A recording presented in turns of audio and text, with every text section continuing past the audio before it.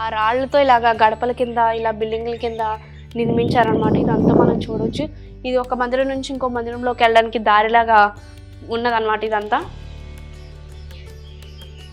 పైన కూడా మొత్తం రాళ్లతో ఇలా నిర్మించారు. మనకంటే ఇప్పుడు స్లాబ్లు ఇవన్నీ ఉన్నాయి. అప్పట్లో మనకి యాక్చువల్గా ఇలాంటి పురాతనమైన ప్లేసెస్లో పైన ఎలా ఉంటుందని చాలామందికి తెలీదు.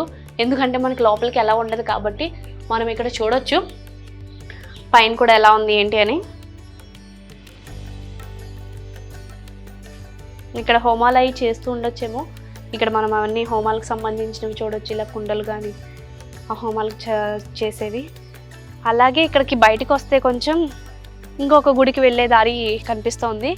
మొత్తం ఆల్మోస్ట్ ఇవన్నీ కూడా మనకి ఈ లైన్ మొత్తం ఏ ఒక గుళ్ళు ఉన్నాయి, శిథిలావస్థకు చేరుకున్న గుళ్ళు మనం ఇక్కడ చూడొచ్చు. మెయిన్ టెంపుల్ కాకుండా ఇంకా మనం అలా ఎదురుకెళ్ళే కొద్ది చాలా టెంపుల్స్ శిథిలావస్థకు చేరుకుని ఉన్నాయి. ఈ మార్గం కూడా కొంచెం అస్తవ్యస్తంగా ఉంది. అలా కింద నుంచి వెళ్దాం రండి. చెన్నకేశ్వర స్వామి టెంపుల్ ప్రహారీ గోడ కూడా మొత్తం రాళ్లతో నిర్మితమై ఉందన్నమాట. అప్పట్లో ఉండేవి ఇవే కదా, రాళ్లతోనే కదా చేసేది. అప్పటితో అంత అలా చేసినా కూడా అప్పుడు గుళ్ళు ఇప్పటికి ఉన్నాయి. ఇప్పుడు కట్టడాలు ఏమో అంత ఇదిగా ఉండట్లేదు.